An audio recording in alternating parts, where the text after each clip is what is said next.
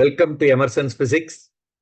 இந்த சேனல்ல NCERT exercise, NCERT எக்ஸாம்பிளருடைய கொஸ்டின்ஸை ரொம்ப சிம்பிளா ஈஸியா புரியுற மாதிரி சொல்யூஷன் கொடுத்துருக்கேன்.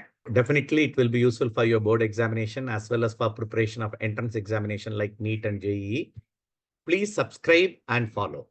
Figure 9.21 shows a thin liquid film supports a small weight.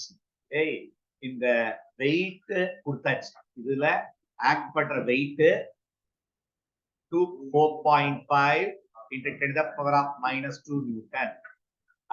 What is the weight supported by the film of the same liquid, same temperature in B and C?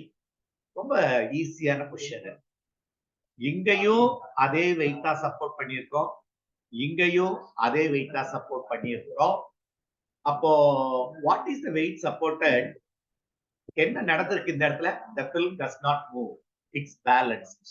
That means இங்க பாருங்க, kabaddi shows a thin liquid film supporting a small weight. What is the weight supported by the film of same liquid, same temperature, length same தான் 40 centimetre. அப்போ எல்லாமே எதை பொறுத்துதான் இருக்கு? Surface tension, force per length. அப்போ எல்லாத்துக்கும் சர்ஃபேஸ் டென்ஷன் சேமா தான் இருந்திருக்கு. லெங்த்தும் எல்லாத்துக்கும் சேம் ஆன பிறகு எல்லாத்துலயும் ஆக்ட் பண்ண ஃபோர்ஸும் ஈக்குவலா இருந்திருக்க முடியும். இந்த மூணு கேஸ்லயும் ஆக்ட் பண்ண ஃபோர்ஸ் அதான் வெயிட் இஸ் ஈக்குவல். மறுபடியும் ஒரு தடவை சொல்றேன். ஃபர்ஸ்ட் கேஸ்ல இவ்வளவு வெயிட் ஆக்ட் பண்ணிருக்கு. என்ன சொல்லிட்டாங்க? மூணுமே ஒரே லிக்விட் தான்.